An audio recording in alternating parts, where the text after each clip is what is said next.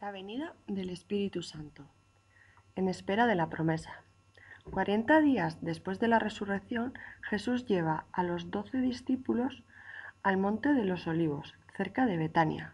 Mientras le da la bendición final, asciende lentamente al cielo envuelto en una nube. Pasmados de asombro, los discípulos se le quedan mirando, como para no desperdiciar ni un solo instante aquella última oportunidad de contemplar al Maestro.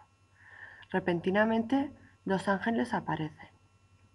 Varones Galileos, ¿por qué os habéis quedado mirando al cielo? Jesús regresará de la misma forma en que lo habéis visto marchar.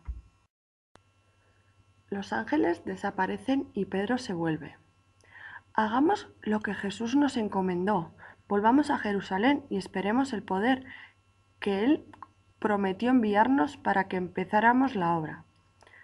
A pesar de haber huido de allí por temor a que los arrestaran por ser amigos de Jesús, los discípulos regresarán a la ciudad conscientes de la misión que Jesús les encomendó.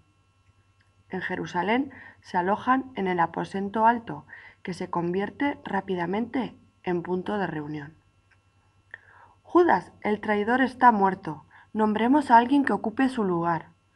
Propongo a Barsabás y yo a Matías. Los discípulos piden a Dios que les guíen en la decisión que han de tomar y eligen a Matías. El Señor te ha bendecido, Matías. Durante los 10 días siguientes, los discípulos se reúnen a orar, en espera del Espíritu Santo. Al mismo tiempo, los judíos fieles de Palestina y de otros países se reúnen en Jerusalén para celebrar la fiesta de Acción de Gracias.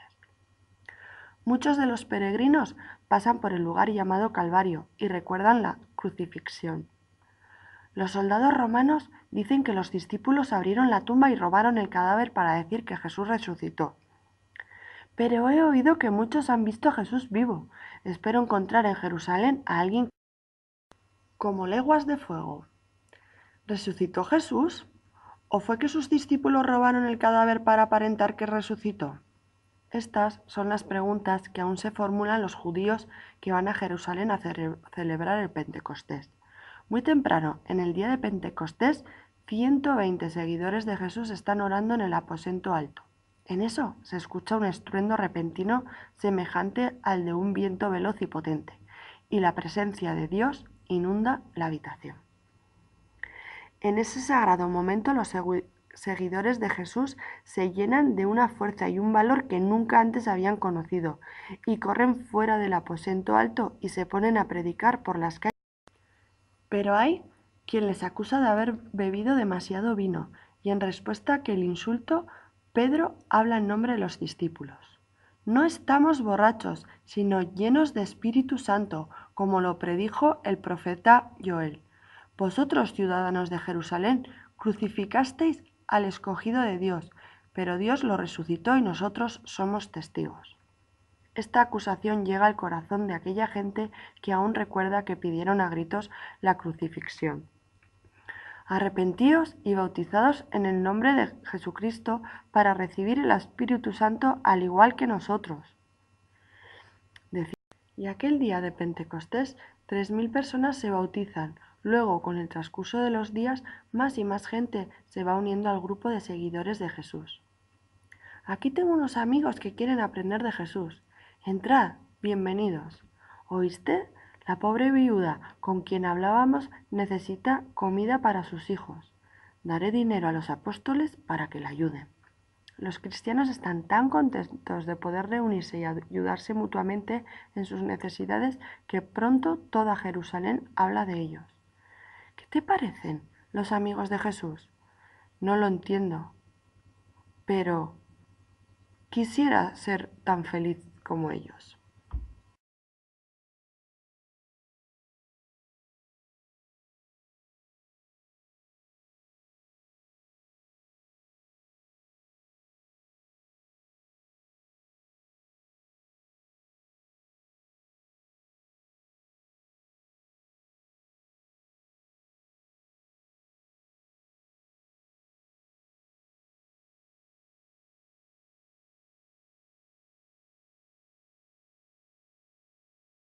Una tarde en que Pedro y Juan van al templo a orar, se encuentran a un hombre a la entrada de la puerta La Hermosa.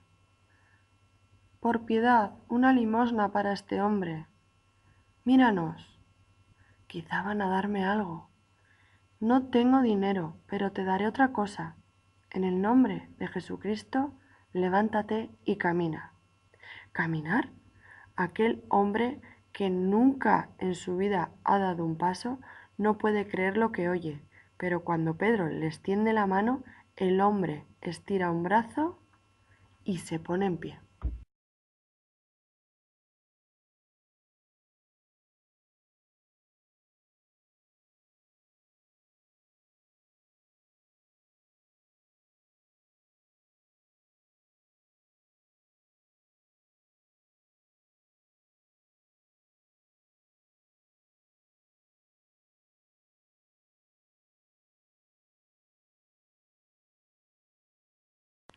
Loco de alegría, corre al templo saltando y gritando.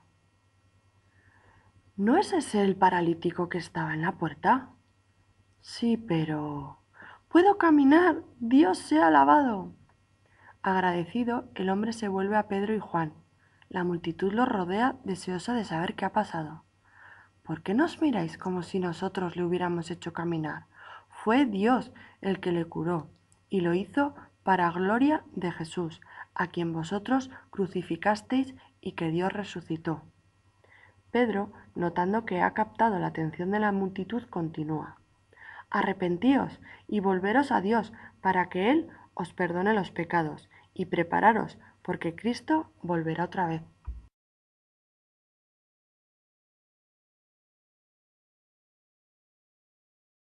Los sacerdotes oyen los comentarios y la cólera que ya sienten se acrecienta ante el interés de la gente. Tenemos que detenernos, porque si no, pronto toda Jerusalén creerá que Jesús resucitó. Con la ayuda del capitán de la guardia del templo, los sacerdotes se abren paso entre la multitud. ¡Quedan arrestados! Y sin más explicación, los conducen a la cárcel. Pero ya 5.000 hombres se han declarado creyentes en Jesús. A la mañana siguiente los llevan ante el Sanedrín, la corte judía que condenó a muerte a Jesús. Junto a ellos, en perfecta salud, está de pie el paralítico de nacimiento. ¿Con qué poder y en nombre de quién han sanado a este hombre?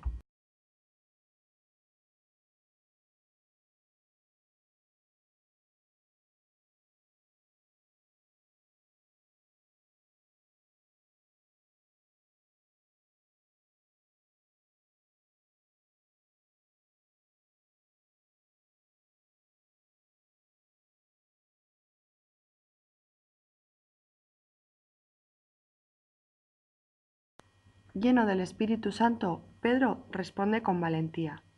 Quiero que sepan, y que Israel lo sepa también, que este hombre fue sanado en el nombre de Jesucristo de Nazaret, el que ustedes crucificaron. La corte enmudece de asombro. Pedro y Juan, aunque incultos pensadores, hablan y actúan con autoridad. Lleváoslos hasta que los mandemos a buscar. Tan pronto los prisioneros se van, la corte se reúne. Todo el mundo está enterado del milagro. No lo podemos desmentir, pero debemos evitar que se corra la noticia. ¿Qué se podrá hacer? Dile a estos que si vuelven a hablar en el nombre de Jesús, los mataremos como lo hicimos con él. La orden se cumple, pero ante esta amenaza, Pedro pregunta.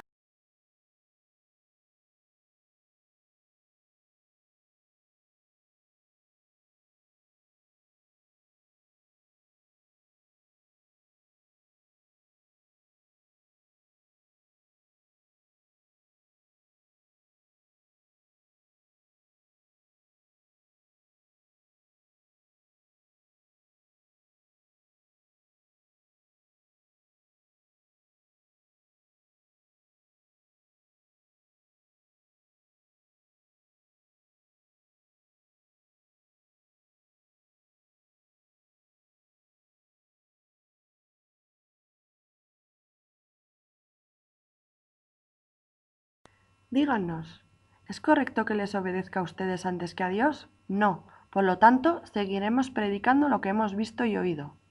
La osadía de Pedro los enoja aún más, pero después de amenazarlos nuevamente los pone en libertad. Pedro y Juan corren entonces al lado de sus compañeros y se arrodillan juntos a orar. Dios mío, danos el valor que se necesita para predicar tu palabra. A pesar de las amenazas, los discípulos siguen sanando en el nombre de Jesús, bajo la mirada enojada de los Desaparecen los prisioneros.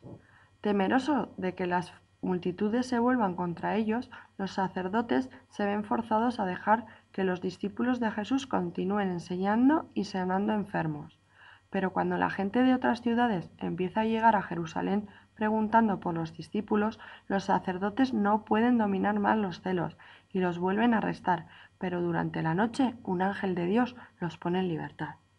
Id al templo y hablad de la nueva vida que Dios ha prometido a los que creen en su Hijo, Cristo Jesús.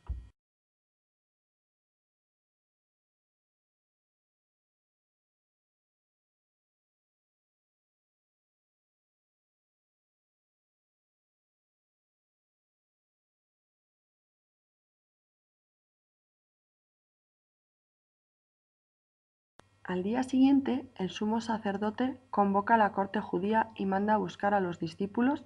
Cuando los guardias regresan, la prisión estaba cerrada y los guardas vigilaban la entrada, pero cuando abrimos la celda no había nadie dentro. ¿Que no están allí? ¿Y dónde están? En ese momento un sacerdote entra. Los presos están predicando en el templo acerca de Jesús. El sumo sacerdote los manda a buscar inmediatamente. ¿No les advertimos que no volvieran a predicar acerca de Jesús?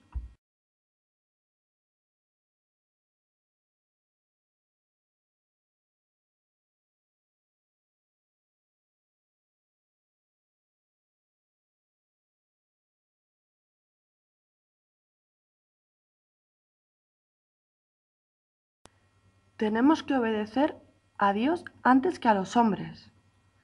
La corte se enfurece tanto que decide matar a los discípulos. Pero Gamaliel, a pesar de las amenazas, los discípulos siguen predicando y sanando enfermos. El número de los seguidores aumenta tanto que deciden nombrar a otros para que los ayuden en el trabajo y seleccionan 7 diáconos. Uno de ellos, Esteban, pronto se destaca como predicador. Sus antiguos compañeros de sinagoga lo retan a un debate acerca de Jesús, pero para vergüenza de ellos no pueden igualarse a Esteban en sabiduría ni en habilidad para defender sus creencias y se proponen vengarse.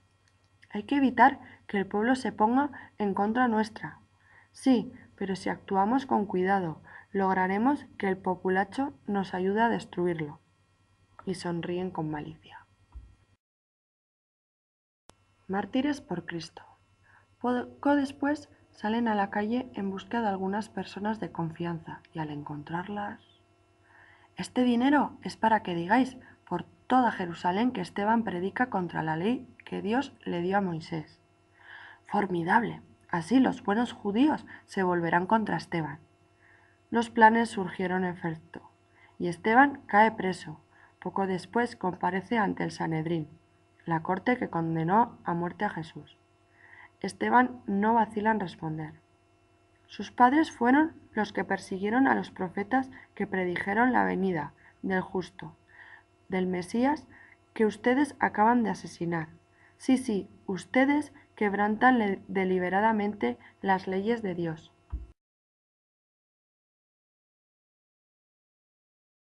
La corte se levanta furiosa, pero Esteban continúa. Veo los cielos abiertos y a Jesús a la derecha de Dios. Entonces, cual bestias salvajes, los miembros de la corte conducen a Esteban fuera de la ciudad.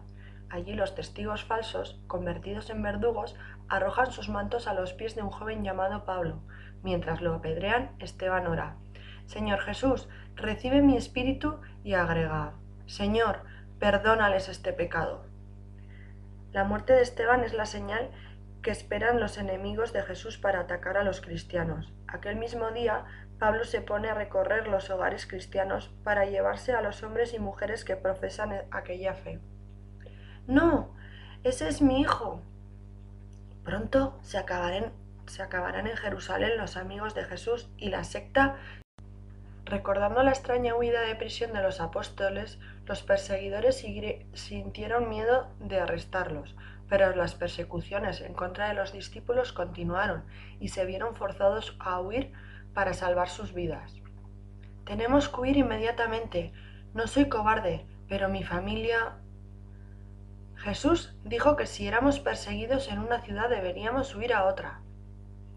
Dos grandes caravanas parten por la puerta del norte mañana por la mañana. Si tenemos cuidado, podremos unirnos a ellas. Simón el Mago.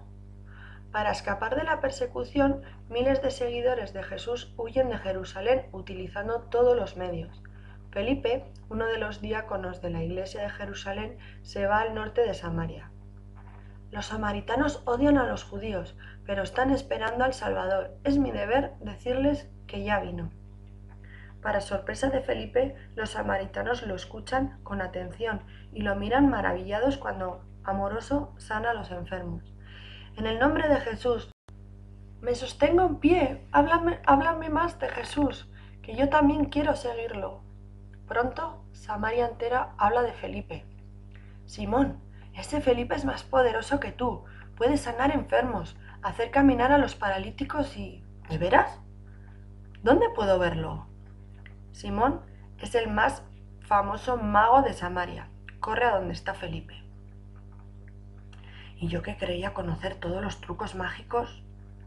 Cuando encuentra a Felipe, observa con asombro los milagros que hace, pero también escucha lo que Felipe dice, y después de un rato, yo también creo en Jesús. Al enterarse los discípulos de los hechos de Felipe, Pedro y Juan van a Samaria a visitarlo, y al poner las manos sobre la cabeza de los nuevos amigos de Jesús, el Espíritu Santo desciende sobre estos. Esto es lo más maravilloso que he visto en la vida. Véndeme el poder que tienes. Simón, los dones de Dios no se pueden comprar. No puedes tener parte en esto porque tu corazón no es recto ante Dios. Arrepiéntete y ora. Quizás Dios te perdone. La Biblia no dice si Simón se arrepintió de verdad o no. No se le vuelve a mencionar. Poco después, Pedro y Juan, camino de Gaza. Un coche avanza por el camino desértico y caluroso que conduce a Gaza. Felipe lo contempla. En ese preciso momento el Espíritu Santo le ordena: acércate a ese coche y marcha junto a él. ¿Quién será esa persona que Dios quiere que yo conozca?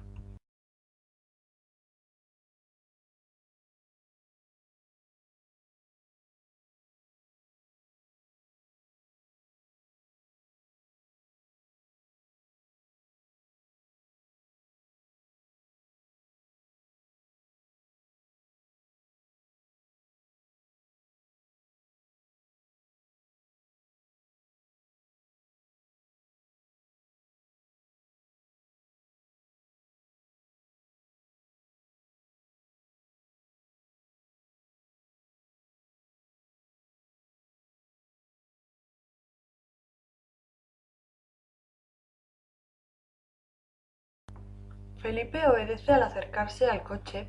Oye que un hombre lee en voz alta las escrituras. Cual oveja a la muerte lo llevaron. ¿Entiendes lo que dice el profeta Isaías? ¿Cómo lo voy a entender si nadie me lo ha explicado? Felipe sube entonces al carro. El lector resulta ser el ministro de Economía de la reina Candace de Etiopía. ¿Se referiría Isaías a sí mismo o a otra persona? Se refería a Jesucristo, el Hijo de Dios. Sus enemigos lo crucificaron, pero Dios lo resucitó.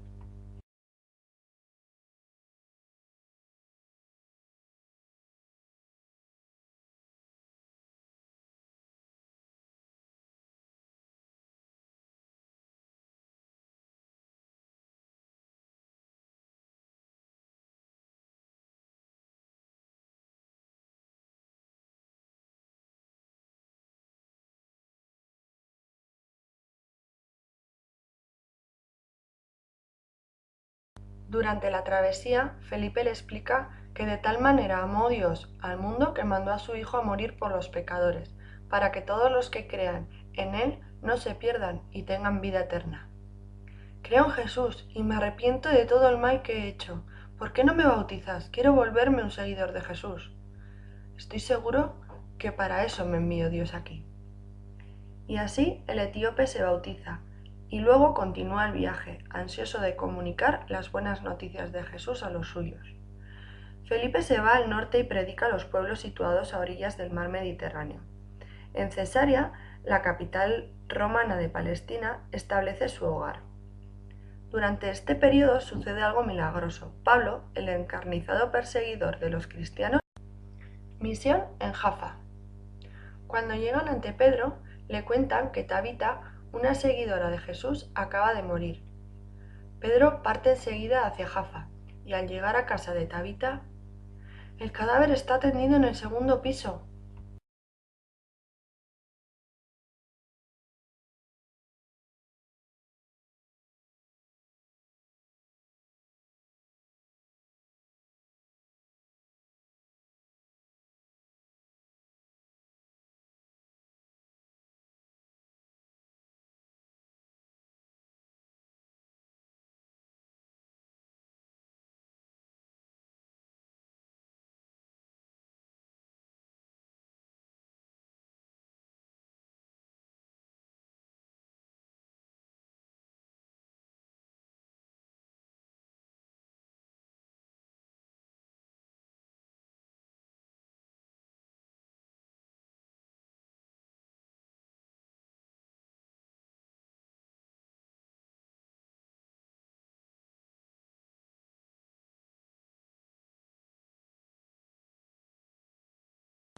A solas, Pedro se arrodilla y ora. Cuando se levanta, se para ante la muerta.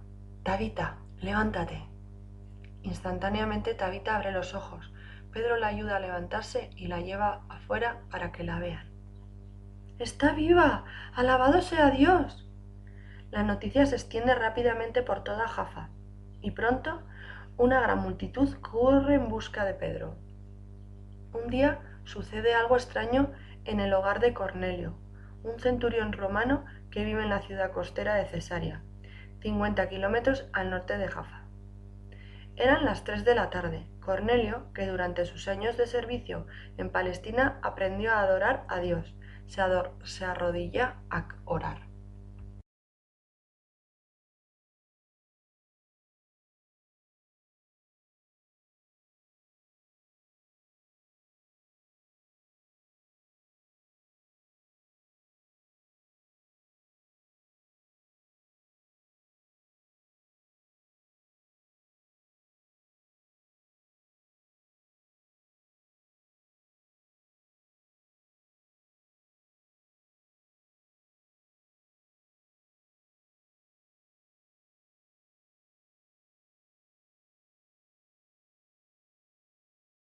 Dios, un romano y un judío. Estando de rodillas, un ángel de Dios se le aparece y lo llama por su nombre. ¿Qué quieres, Señor? Dios no ha pasado por alto tus oraciones ni tus limosnas. Envía varios hombres a Jaffa en busca de un hombre llamado Simón Pedro, que está en casa de Simón el curtidor, y pídele que te venga a visitar. Al irse el ángel, Cornelio llama a 3 hombres de confianza y los envía a Jaffa. Simón Pedro obedece, y cuando llegan a la casa de Cornelio, está llena de romanos. Ustedes saben que al entrar yo aquí estoy quebrantando la ley judía que prohíbe entrar a la casa de un gentil, pero Dios me ha mostrado en visión que no debo considerar inferior a ninguna persona. Por eso acudí tan pronto llegaron a buscarme. Díganme, pues, ¿qué desean? Un ángel de Dios me ordenó que te mandara a buscar, y aquí estamos ansiosos de escuchar lo que el Señor te ha ordenado que nos digas. Ya veo que en todas las naciones Dios tiene personas que lo adoran y practican el bien y de ellas se agrada. Entonces Pedro les dice que Jesús es el Salvador de Dios, que Dios envió para darles la vida eterna a los que creen en Él. Un ángel abre las puertas. Y cuando el apóstol llega a Jerusalén, varios miembros de la iglesia lo esperan para interrogarlo. ¿Por qué anduviste visitando a los gentiles? ¿Por qué comiste con ellos? ¿No sabes que eso está contra las leyes judías? Nos gustaría que nos dieras una explicación. Dios le ordenó a un centurión romano que me mandara a buscar, y el Espíritu Santo me dijo que fuera. Cuando apenas comenzaba a hablarles de Jesús, el Espíritu Santo cayó sobre ellos de la misma forma en que cayó sobre nosotros al principio. Díganme, si Dios les dio a ellos el mismo don que a nosotros, ¿quién era yo para oponerme? Los miembros comprenden las razones de Pedro y ruegan a Dios que le dé vida eterna a los gentiles. La Iglesia continúa creciendo.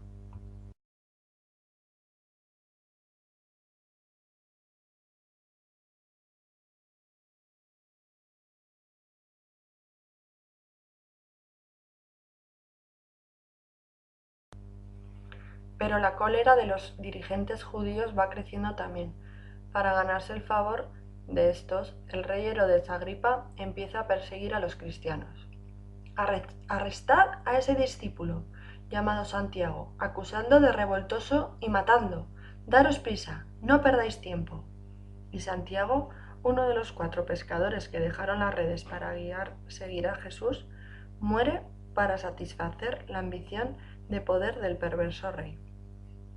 Al ver que con aquello agrada a los judíos, arresta a Pedro durante la celebración de la Pascua. Su intención. Pero la noche antes de la ejecución, un ángel del Señor se para junto a Pedro. Levántate, rápido, vístete y ponte los zapatos. Pronto, ponte el manto y sígueme.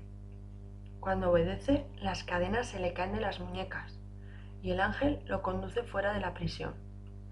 Los amigos de Pedro se regocijan y le dan gracias a Dios. Pero al día siguiente, cuando Herodes descubre que su prisionero se ha ido, ¿vosotros decís que estaba encadenado a 2 guardias y que además otros vigilaban la puerta? ¿Qué estaban haciendo los guardias? Buscadlo por toda la ciudad. Si Pedro no aparece, estos traidores lo pagarán con sus vidas. Pero no lo encuentran.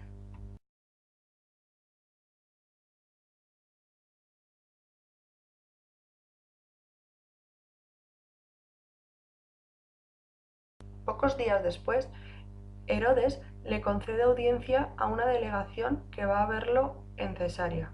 Vestido con una deslumbrante túnica de plata, se sienta en el trono y pronuncia un discurso. Para adularlo, los presentes gritan: «El que ha hablado es un dios, no un hombre».